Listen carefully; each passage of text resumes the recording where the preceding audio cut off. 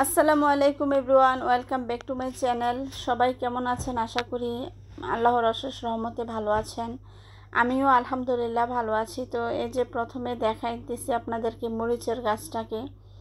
তো আলহামদুলিল্লাহ মরিচের চারা দুটোটাই টিকে গিয়েছে।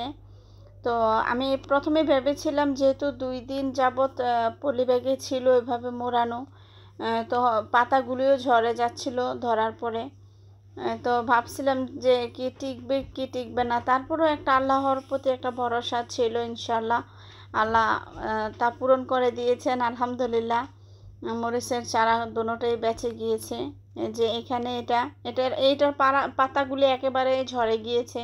তো আলহামদুলিল্লাহ এটাও টিকে গিয়েছে। আগার মধ্যে 4-5টা পাতা রয়েছে। আর এই যে শসী গাছগুলি লাগিয়েছি, দেখেন শসী গাছের অবস্থা। আমার এখানে 2টা শসী আছে, আর হচ্ছে যে শুকিয়ে গিয়েছে শসীগুলি।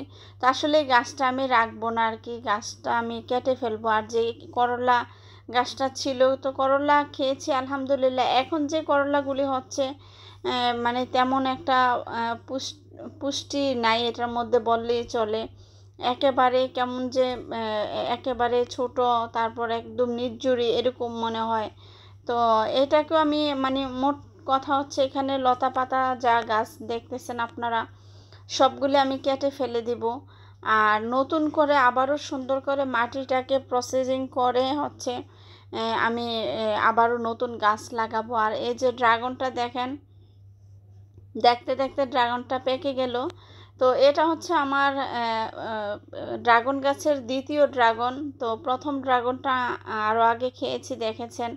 আর আলহামদুলিল্লাহ এটা পেকে গিয়েছে, এই জন্য আজকে এটাকে আমি পেরে ফেলবো। আর দেখেন মাশাল্লাহ ড্রাগনের ডালা চতুর্দিকে ছড়িয়ে ছিটিয়ে আছে। তো এটাকে নিয়ে আমি কি করব এটাও চিন্তা ভাবনা করতেছি, কারণ ডালাগুলি একদম অদ্ভুতভাবে ছড়িয়ে ছিটিয়ে আছে, একেবারে গোছানো না। তো হয়তো বা আমাকে ডালা কেটে আবার অন্যভাবে প্রসেসিং করে বসাতে হবে নতুন করে, সুন্দর করে যেন শেপটা আসে। আসলে আমি যখন ড্রাগন গাছটা লাগিয়েছি ওই রকম শেপটা আনবো কীভাবে বা আনার ওই রকম আমার কোনো চেষ্টা ছিল না, যার কারণে একটু গাছটা এলোমেলো হয়েছে। তো ইনশাল্লাহ দেখি কিভাবে কি করা যায়। তো বিসমিল্লাহির রহমানির রহিম বলে দেখেন ড্রাগনটা আমি পেরে ফেলতেছি। সাথে আমার মেয়ে, ও চাচ্ছিল যে ও একা পারবে। পরে আমি ওকে বলেছি যে আম্মু তুমি পারবা না একা, এটা আম্মু আম্মু পারতে হবে, তুমি একা পারতে গেলে ডালাটা ভেঙে যাবে।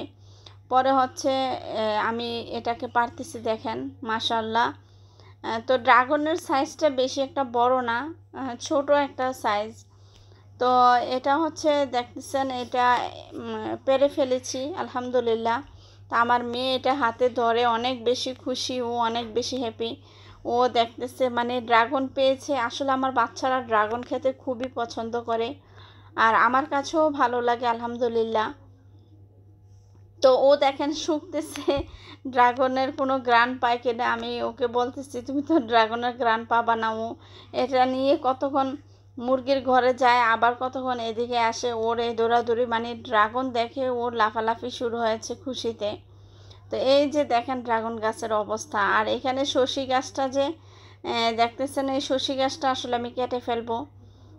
তো আর যে নতুন করে মাটিটাকে আবারও সার দিব, জৈব সার দিব। অন্য যে ধরনের সার আছে ওইগুলি থেকে বিরত থাকবো, ন্যাচারাল যে সারগুলা দেওয়া প্রয়োজন ওইগুলোই দেব আর কি। আর আমি বিশেষ করে পেঁয়াজের খোসাটা রেখে দিয়ে ওইটা ভিজিয়ে পানিটা দেওয়ার চেষ্টা করি ড্রাগন গাছটার গোড়াতে। তো মূলত এভাবেই হচ্ছে গাছগুলির ট্রিটমেন্ট করে থাকি আর কি। তো যাই হোক বন্ধুরা, ড্রাগনটা পেরেছি, খুবই ভালো লাগতেছে। এখন ড্রাগনটা নিয়ে বোনের বাসাতে চলে যাব। আর হচ্ছে ওখানে যেহেতু প্রথম ড্রাগনটা বাসায় খেয়েছি, আর দ্বিতীয় ড্রাগনটা বোনের বাসা নিয়ে চলে আসলাম। তো যেহেতু বোনের থেকে ড্রাগনের চারাটা নিয়েছি এই জন্য আর কি। তো দেখেন আলহামদুলিল্লাহ এখানে ড্রাগনটা কাটবো, সবাই খাবো, ছোট ছোট পিস হবে। তো ইনশাল্লাহ আজকের ভিডিওটা বন্ধুরা আপনাদের কাছে কেমন লাগলো অবশ্যই জানাবেন কমেন্টের মাধ্যমে। আর ভালো লাগলে ভিডিওটা অবশ্যই আমার চ্যানেলটাকে সাবস্ক্রাইব করে দেবেন। তো এখানে বিদায় নিলাম। সবাই ভালো থাকেন। আল্লাহ হাফেজ। আসসালামু আলাইকুম।